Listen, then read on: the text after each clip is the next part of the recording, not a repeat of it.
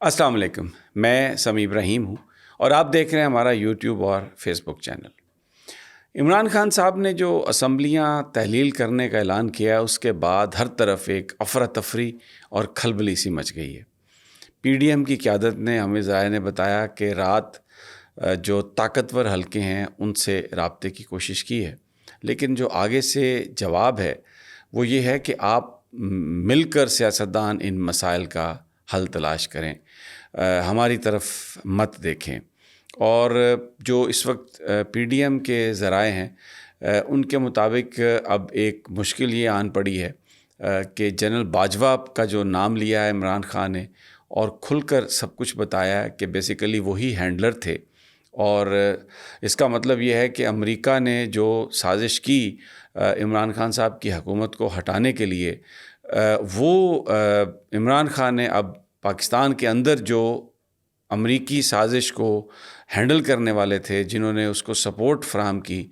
उसमें उन्होंने जनरल बाजवा का नाम ले लिया है। और इस पर बहुत बड़ा एक रिज़र्वेशन है पाकिस्तान में जो ताकतवर हलके हैं उनमें भी, और वो रिज़र्वेशन ये है कि अब पीडीएम की जो क़यादत है उनसे ये तवक्को की जा रही है कि वो जनरल बाजवा का दिफ़ा करें। अब जनरल बाजवा का दिफ़ा करने के लिए आसिफ अली ज़रदारी और नून लीग तैयार नहीं है। पब्लिकली वो ये समझते हैं कि अगर उन्होंने जनरल बाजवा के हक़ में इस वक्त बयानबाजी की तो फिर इसका मतलब ये है कि हमारी जो सियासी साख ऑलरेडी बहुत ज़्यादा मुतासर है वो शदीद मुतासर हो जाएगी।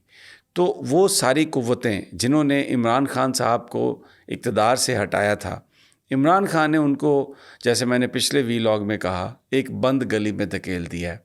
और आज शहबाज शरीफ ने एक मीटिंग बुलाई है जिसमें इस बात पर गौर किया जाएगा कि अब इस सारी सिचुएशन का मुकाबला किस तरह से किया जाए। जो पोजीशन है वो बड़ी गंभीर है, इसलिए कि जब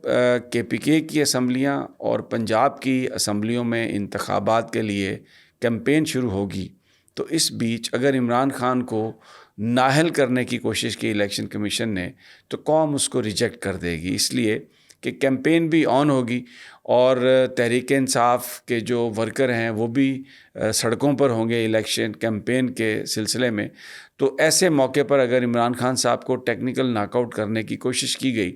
तो उसको एक बिल्कुल वाज़े तौर पर यह समझा जाएगा कि जो एक जानिबदाराना रवैया है इलेक्शन कमीशन का, वो इसको यानी ये साबित हो जाएगा कि उनका रवैया जानिबदाराना है। दूसरा, पंजाब के अंदर जब इलेक्शन कैंपेन शुरू होगी तो जो वफाकी वुज़रा हैं वो अपने हलकों में सूबाई असम्बली के उम्मीदवारों की हमायत के लिए भी जलसे जुलूस नहीं कर सकेंगे, इसलिए कि वो एक सरकारी पोजीशन होल्ड करते हैं। वफाकी वुज़रा और वज़ीर आज़म के हलकों में जाकर इंतखाबी कैंपेन करने पर पाबंदी है। इसी तरह नवाज़ शरीफ जो हैं वो मुल्क से बाहर हैं, मरीम नवाज़ मुल्क से बाहर हैं और अभी उनकी आमद का कोई चांस नहीं है। बताया जाता है कि वो अगर आएंगे भी तो जनवरी के एंड में कहीं वो आएंगे। अब जब नवाज़ शरीफ वापस आएंगे तो उनको अपने आप को कानून के हवाले करना पड़ेगा, उनको गिरफ़्तार होना पड़ेगा, फिर उनकी जो ज़मानत है, सज़ा सस्पेंशन है, वो उसकी तरफ जाएंगे, तो इसमें भी कुछ टाइम लगेगा। तो जब सिंध सूबाई असम्बली की 30 नशिस्तें, इसी तरह बलूचिस्तान में केपीके और पंजाब असम्बली की सारी नशिस्तें और तकरीबन 120 सीट्स कौमी असम्बली की, उन पर इंतखाबी कैंपेन चल रही होगी, तो उस वक्त इस मुल्क में मईशत की बेहतरी के लिए अगर वफाकी हुकूमत कुछ करना भी चाहेगी तो उसका नोटिस नहीं लिया जाएगा। और फिर क्या वो उस वक्त निज़ाम हुकूमत चलाएंगे या इंतखाबी कैंपेन चलाएंगे। जैसा मैंने पहले कहा, बहुत सारे वुज़रा को अपने हलकों में इंतखाबी कैंपेन चलाने के लिए अपने ओहदों से मुस्ताफ़ी होना पड़ेगा, और अगर वो मुस्ताफ़ी होते हैं तो उनके पास कोई इख्तियार नहीं है, और गवर्नमेंट जो है वो फिर किस पोजीशन में वो होगी और किस तरह वो आवाम की जो एक इस वक्त एक ज़रूरत है उसको वो पूरा करेगी। तो बिल्कुल ایک ایسا ایک یہ سیاسی یہ معاملہ ہے کہ جس میں پی ڈی ایم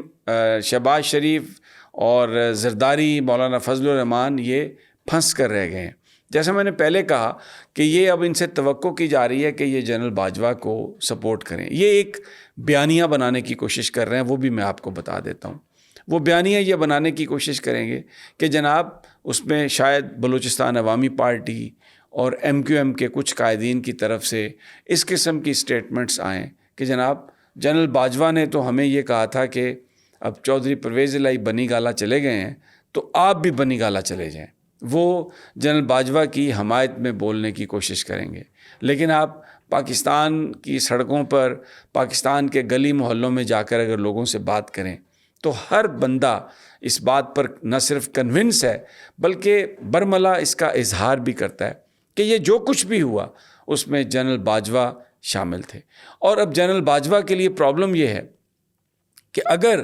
وہ یہ کہیں بھی یا ان کے ساتھی کہیں بھی کہ جنرل باجوہ نے تو عمران خان کی اس وقت حمایت کی بات کی تھی, تو جنرل باجوہ کی جو اپنی گفتگو ہے جیسے نسٹ میں انہوں نے یہ لمز میں کی, انہوں نے اور مختلف صحافیوں کے ساتھ انہوں نے جب ملاقات کی تو اس میں انہوں نے عمران خان پر کڑی تنقید کی تھی, عثمان بزدار کو نہ ہٹانے پر کڑی تنقید کی تھی اور کہا تھا کہ جو اقتصادی صورتحال ہے وہ بہت بری ہے. اور پھر